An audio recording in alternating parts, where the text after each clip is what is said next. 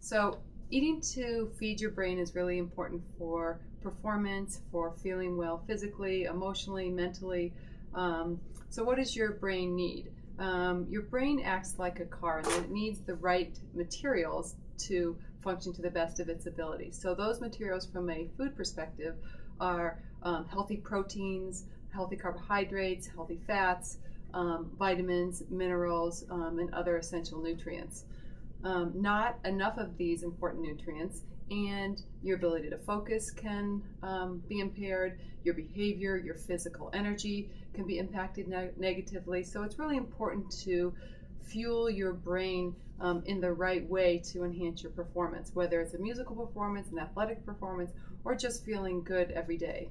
So some of the things that you can do that can help in feeding your brain the right kinds of foods, nutrients. One of the things you can do is have regular meals and snacks, and that's really important because regular meals and snacks allow your blood sugar to be even.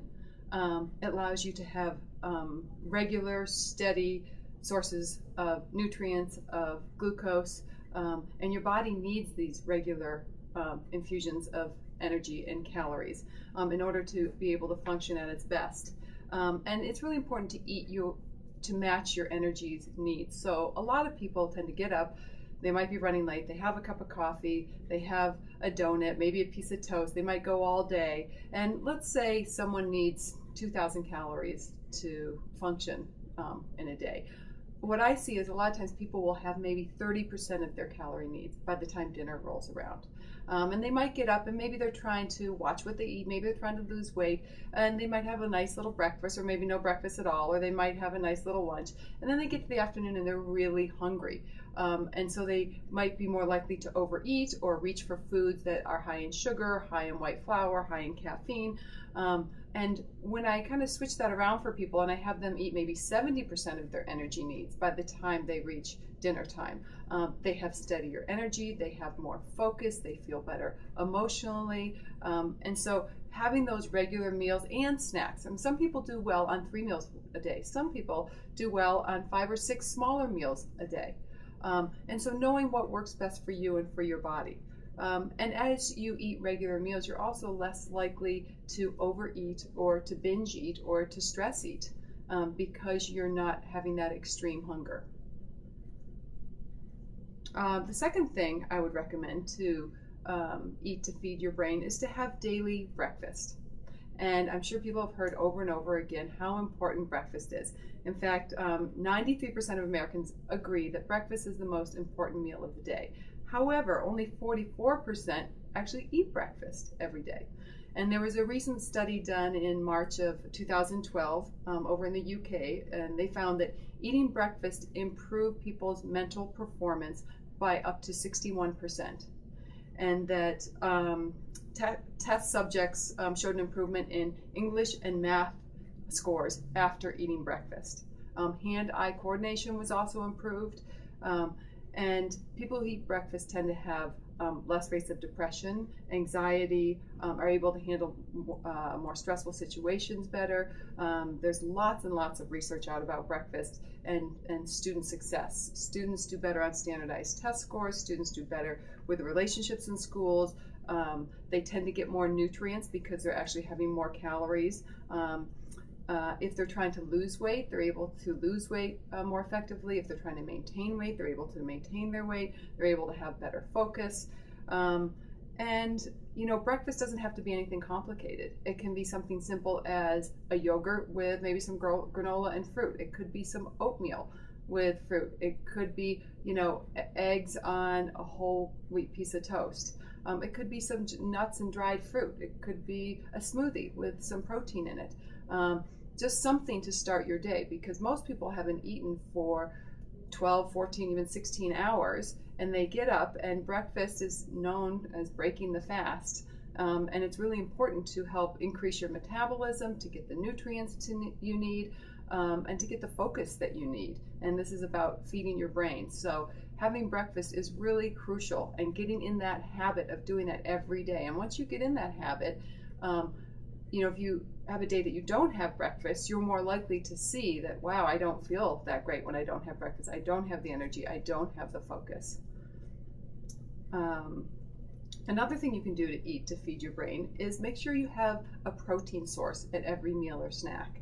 And that doesn't have to be a piece of meat or an animal protein. It can be a vegetarian protein.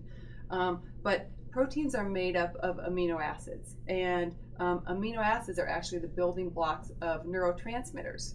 And neurotransmitters transmit messages from one nerve cell to another nerve cell. And so, for example, the amino acid tyrosine makes up the neurotransmitter dopamine.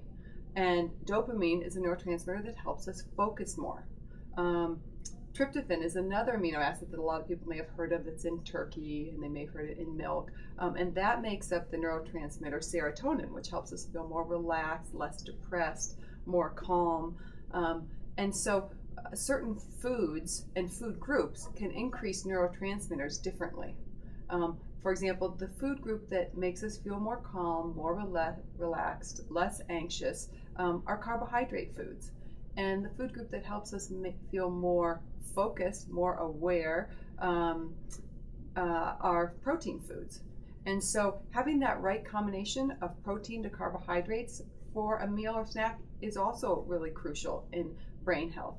So you can even do this as an example yourself. Take 2 different lunches on 2 different days. So one lunch, have a lunch that's high carbohydrates. So maybe a lot of pasta, but not a lot of protein. So maybe there's pasta and veggies and some French bread on the side. And notice how you feel afterwards. Are you falling asleep in your class or at work? Do you feel relaxed? That's the kind of meal that would increase serotonin. Then let's take a lunch where you would have a higher protein lunch. So let's say you just have a salad with some salmon or some chicken, no roll on the side or rice. So really a much higher protein lunch. How do you feel after that lunch? So that's a lunch that would increase dopamine, which is a neurotransmitter that helps you focus more. The other thing that protein does is that it helps you stay satiated longer. And so it helps curb that hunger. It keeps your blood sugar level steady. And so it's easier to stay focused, to do the work that you need to do. And so it doesn't mean having, again, big amounts of protein. For a snack, it could be some nuts. It could be some cheese and apple. It could be a half a peanut butter and jelly sandwich, a half a turkey sandwich. It could be some Greek yogurt.